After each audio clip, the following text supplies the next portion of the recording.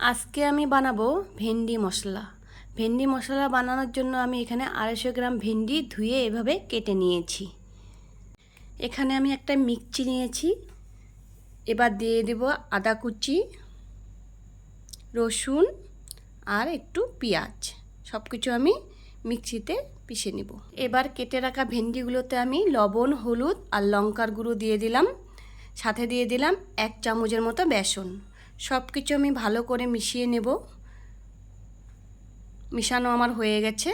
এবার একটা আমি প্যান বসিয়ে দিয়েছি।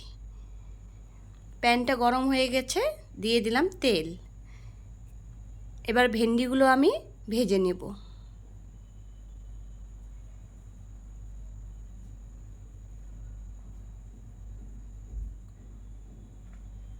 ভেন্ডি ভাজা আমার হয়ে গেছে।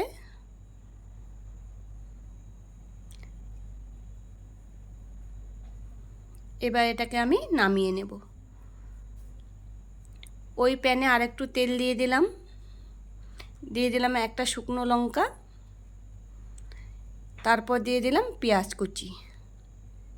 পেঁয়াজ কুচিগুলো আমি একটু লাল করে ভেজে নিলাম। দিয়ে দিলাম বেটে রাখা মশলা। সব কিছু ভালো করে একটু নেড়ে চেড়ে নিলাম। দিয়ে দিলাম সামান্য একটু জল। এরপর আমি এখানে দিয়ে দিলাম স্বাদ মতো লবণ, হলুদ, লঙ্কার গুঁড়ো আর 1 চামচের মতো জিরের গুঁড়ো। সব মশলা ভালো করে কষিয়ে নেব। মশলা কষানো আমার হয়ে গেছে। এবার আমি এখানে দিয়ে দেব একটু জল। ভালো করে নেড়ে চেড়ে দিয়ে দেব ভেজে রাখা ভেন্ডিগুলো।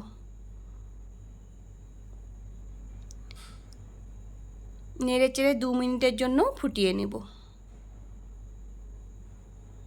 নামানোর আগে আমি একটু গরম মশলার গুঁড়ো দিয়ে দিলাম।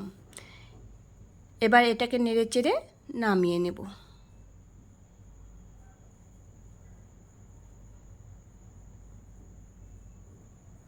এটা আপনারা ভাত বা রুটি যে কোনো কিছুর সাথে খেতে পারেন।